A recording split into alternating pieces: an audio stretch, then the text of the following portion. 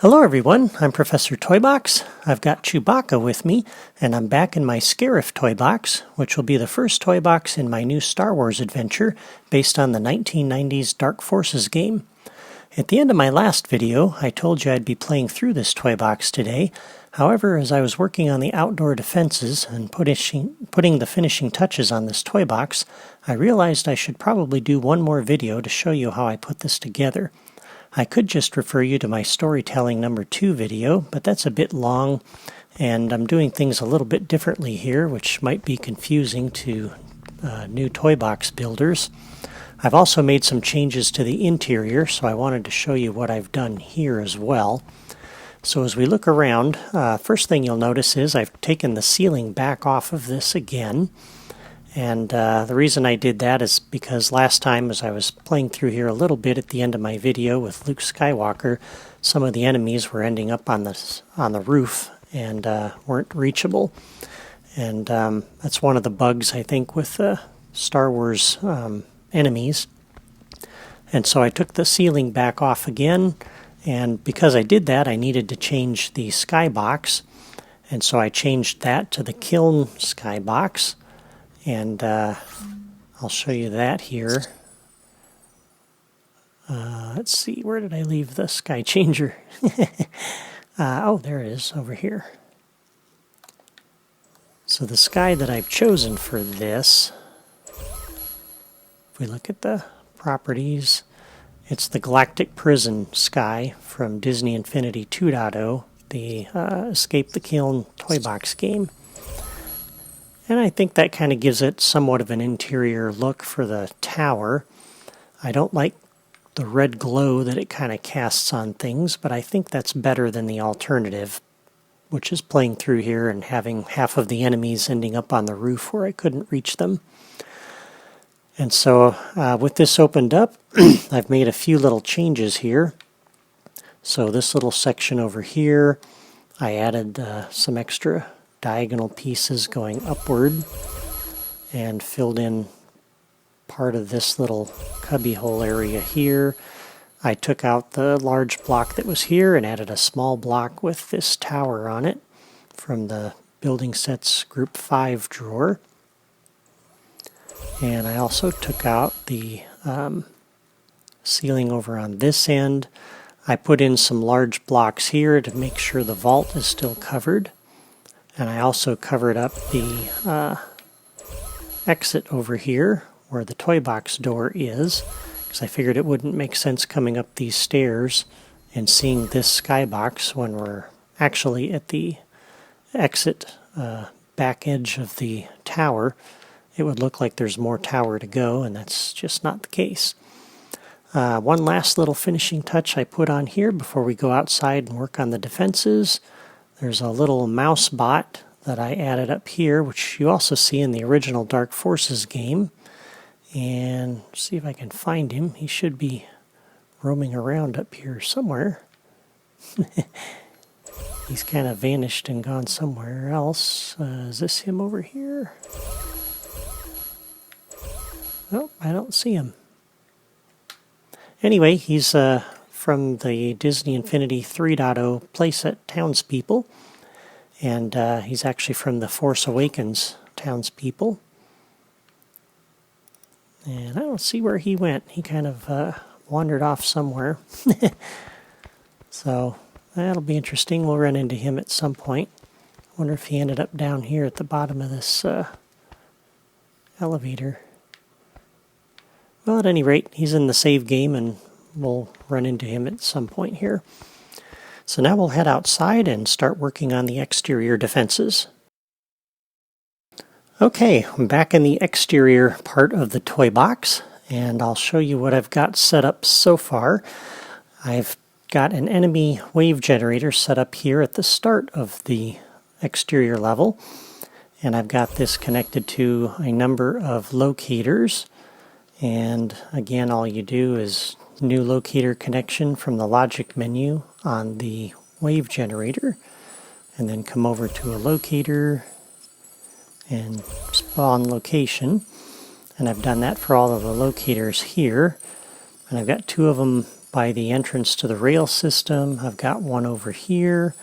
I've got a few scattered around the shuttle. And under here, I'm going to set the properties for the wave generator so that we generate the enemies at a random location. So they'll be a little bit different places every time we play this. Generation delay will be 0 because I want them to come in quickly, and we don't need any generation effects. And for the wave, I'm going to make this a mix of a couple of stormtroopers, a couple of sand troopers, and an officer. And again, on my Wii U, a maximum of 5 enemies per wave generator seems to work best. So now I've set up the enemy wave generator, and now I need a way to kick that off, and I could use a level starter to do that. However, I'm going to be coming back into this toy box from the interior, and I don't want the level starter to generate enemies over here when we're going to be on the back side of the tower and never returning to this area. So I think the best thing to do in this situation is to use a trigger area. And so I'm going to come back out over here and pick up the trigger area, and I'm going to put this inside the shuttle at the place where we start. And we'll put that right here around the area where we start the level. And I'm going to set this up so that new logic connection, when it's exited by player any, will come out over here to the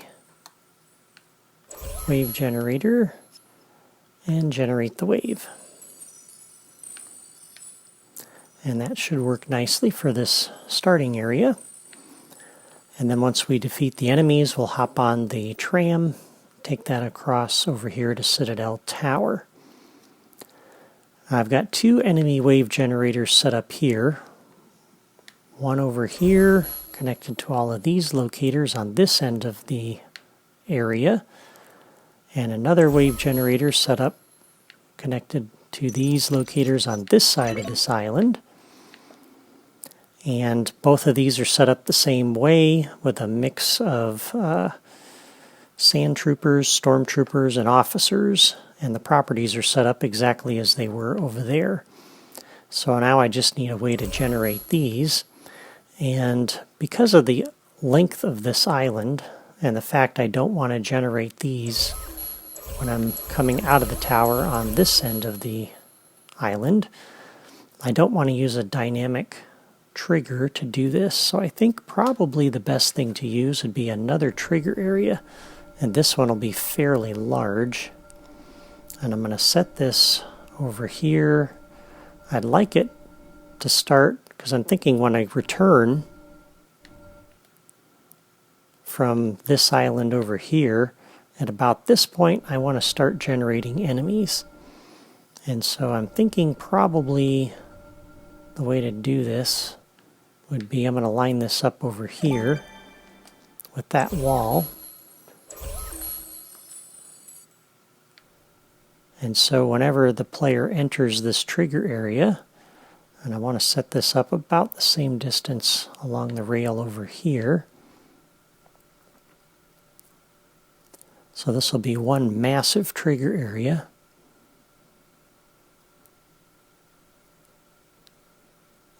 And we'll set this up on this way too, so when we return from this island, we'll go ahead and generate enemies. So now, for the trigger area on a new logic connection, when it's entered by player any, we're going to come over to each of these wave generators and generate the wave. And I don't really need to return over there since this trigger area covers this whole place. So new logic connection when entered by player any.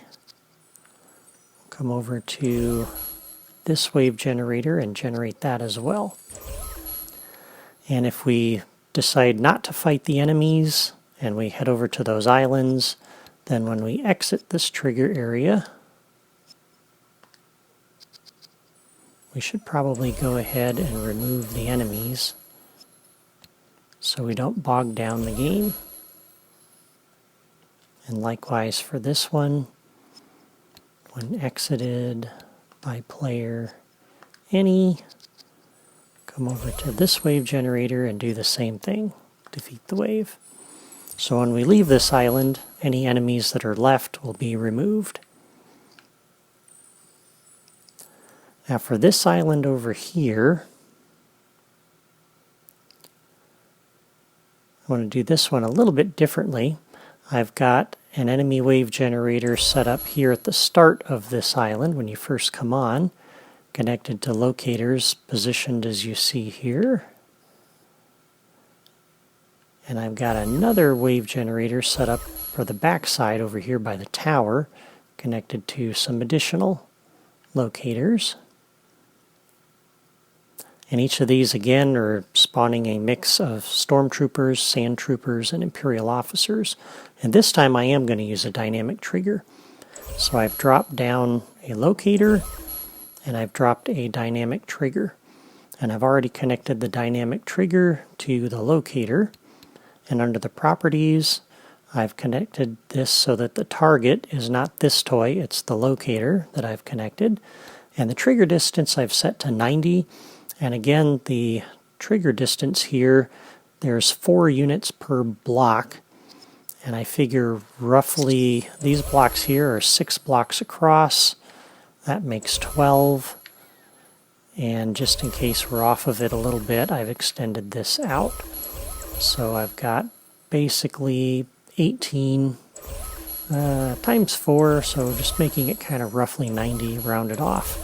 So when I enter this area about over here or so, it will trigger this area. So new logic connection when this is entered by player any. I want to come over here and generate the wave. And likewise, when this area is exited by player any, go ahead and remove these enemies. And as I'm on the ground, I'll probably end up shooting them all anyway, but I'm thinking more as I'm flying around with the TIE fighter and I happen to enter this area and leave it. I don't want to be leaving enemies out here that I don't need. So this one's set up the same way, trigger distance 90, targets connected to the locator. So on the new logic connection, when this is entered by player any, come over to this wave generator, generate the wave, and likewise, when we exit this area,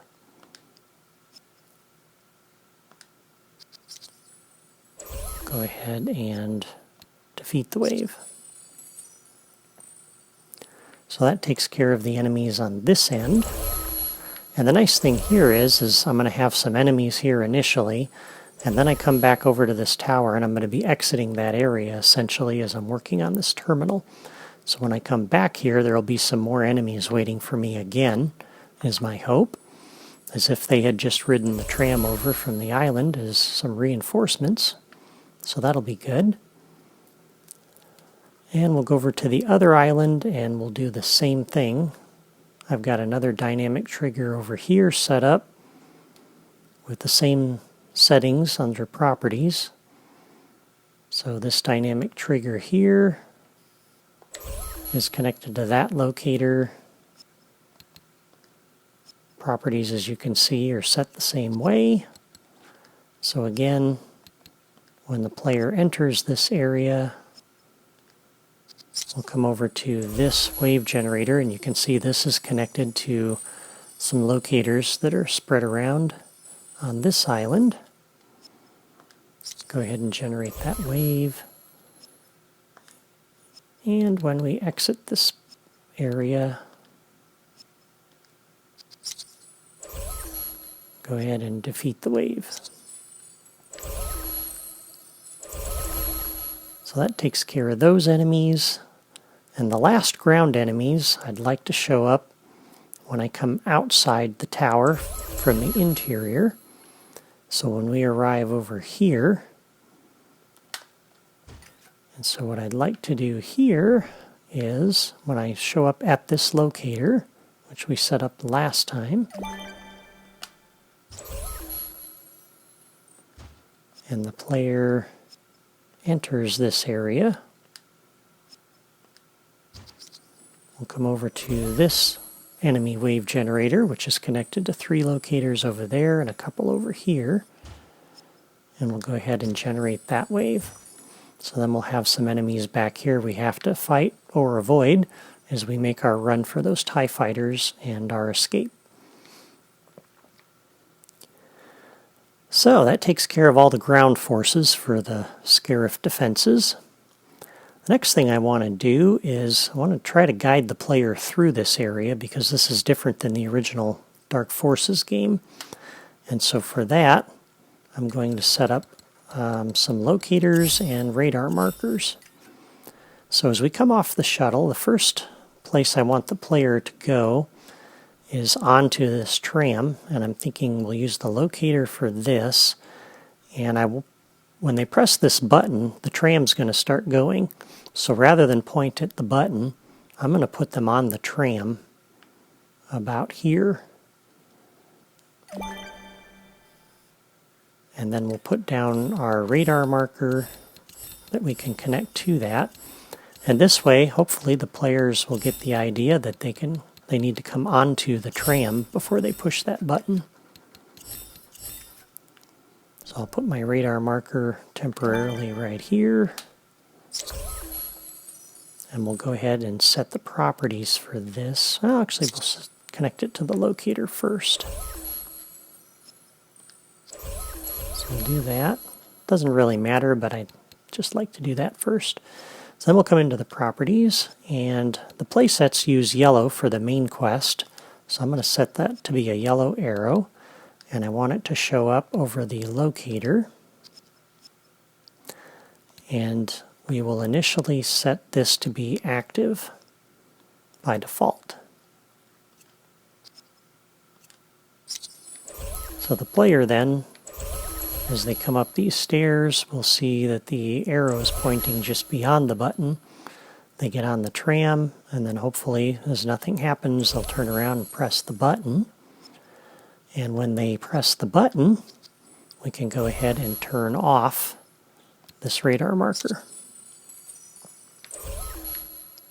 Now when they turn that off and they press the button, the next place they need to go, they're going to be heading to the main island, but in order to open the gate, they need to hack the terminals on either of those islands. And so I really want to set them up over there with a couple of radar markers. And I only want those radar markers to come on the first time they push this button. So I'm going to drop down another Creativitoy over here, and we're going to connect this to a logic gate. So I'll put the logic gate here,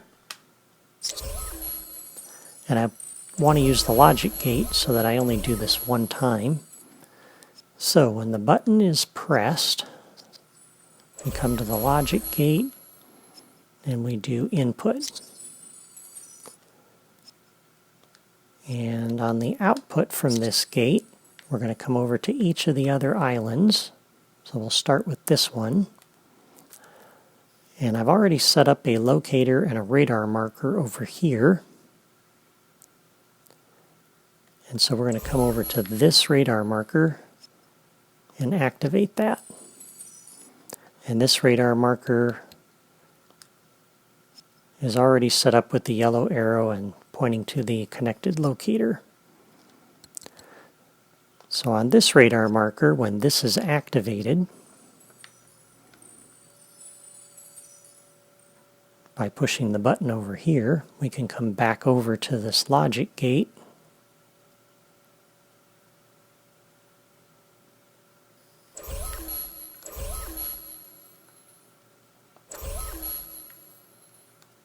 Oops, the logic gate, there we go. and we can go ahead and close that gate. So pushing this button then a second time later on, after we've already hacked the terminals, it'll come through a closed gate, and it won't reactivate these markers.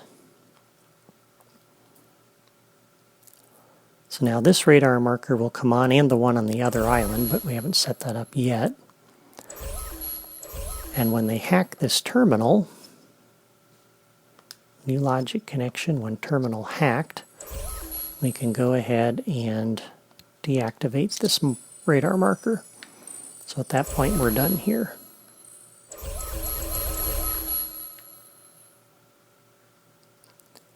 So coming around to the other island, actually we'll come back over here because I need to turn that other radar marker on.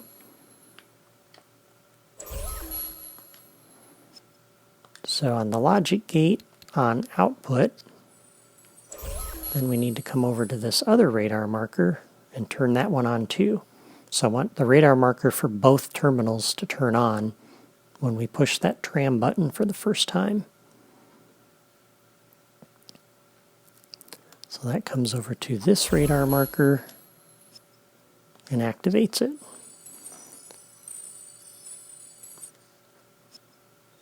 And that's already connected to the locator, and the properties are already set for the yellow area, the yellow arrow, and the beacon location is that locator. So then, actually I don't need a logic connection there, I need it on the terminal. So, when the terminal is hacked, come over to this radar marker and deactivate it.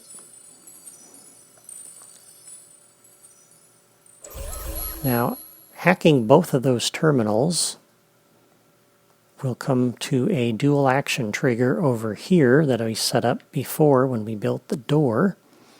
And I've set up another radar marker here, which is connected to a locator inside here. And so let's see, when this dual action trigger, we find it here. Here we go. So when both of those terminals are hacked, that fires the completed signal. So when the dual action trigger is complete and it opens the door, I also want to come over to this radar marker and activate that. And so once both terminals are hacked, this tells the player where they need to go next, which is to the interior toy box for the Citadel Tower.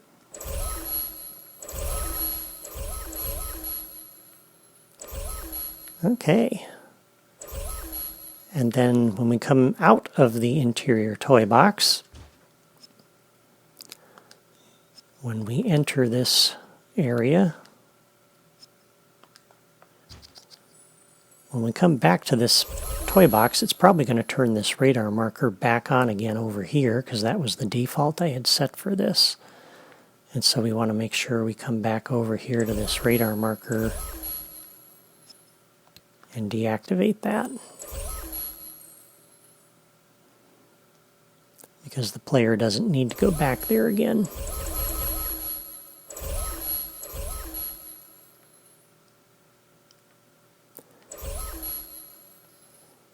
And let's see. The other thing I'd like to do then, and the last part of the defenses, are the Star Destroyers. So we come out of the Citadel Tower. That'll kick off this wave generator. We got a few stormtroopers to deal with, and then we're going to jump into those to make our escape. And so on a new logic connection, when entered by player any, we need to come up to each of the Star Destroyers.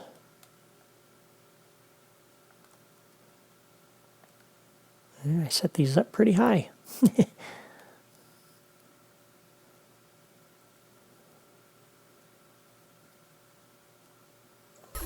And we're going to direct each of the Star Destroyers to start. So it'll launch its TIE fighters. And we'll do the same thing for the other Star Destroyer. And the default property for each Star Destroyer, the count is set to 2, and I think that's fine. What that means is that each Star Destroyer will launch 2 TIE fighters. So I'll have a total of 4 TIE fighters, 2 coming from this direction and 2 coming from another direction, from the other Star Destroyer over on the other side.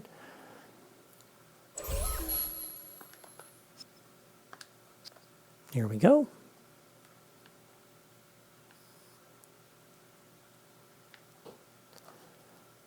And the last thing we need to do is, once the TIE fighters are destroyed, we want to let the player know that the mission is done. And so for right now, I'm going to go ahead and drop down another toy over here. And I think the best thing to do, since we got 2 Star Destroyers, we'll use the dual action trigger. And once that's done, I want to display a little bit of text. So we'll use the text displayer. And we should play a sound effect as well. So we'll come under the gameplay toys. Come over to the sound generator. So on each of the Star Destroyers,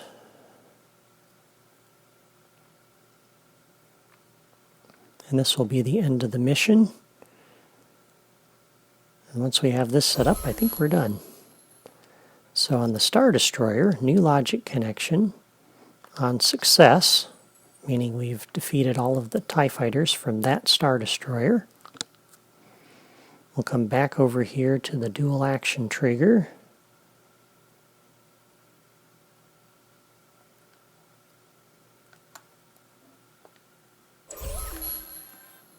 And that will be input 1. And we'll do the same thing for the other Star Destroyer.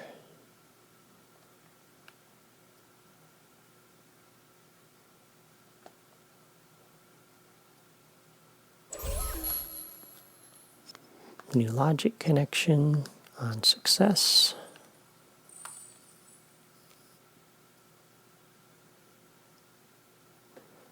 Come back to the dual logic trigger, or the dual action trigger.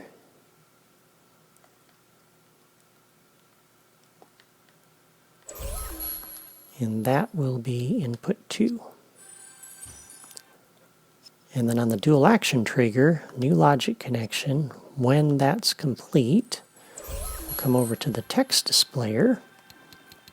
And if we come down here to the missions category, there's a mission complete text, and we'll display that. And for the properties on the text displayer, we'll set that up to display it for 4 seconds. The text style I'd like to be banner, so that that shows up in nice big letters across the screen and you can't miss it. And back to the dual action trigger, new logic connection. When complete, come over to the sound generator, and under here we'll go to the musical flourishes, and I think the fanfare is probably sufficient. We've used that in other missions before, and there we go. I think that's everything. So I think this toy box is now finished, and I think I'm ready to play through it and test it.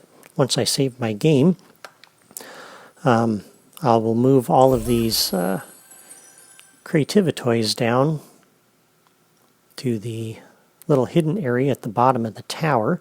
So that'll hide all of those, and then I'll save the game, and then I'm ready to play through this. But we'll save the playthrough for next time. Meanwhile, I hope you'll give my video a like if you're enjoying this series so far. And if you haven't already done so, subscribe to my channel or sign up on my blog so that you can follow my progress in this series. You'll also find build tips and logic diagrams on my blog as well, in case you want to build my Star Wars adventure in your own toy box. Until next time, this is Professor Toybox and Chewbacca signing off from Scarif, and may the Force be with you.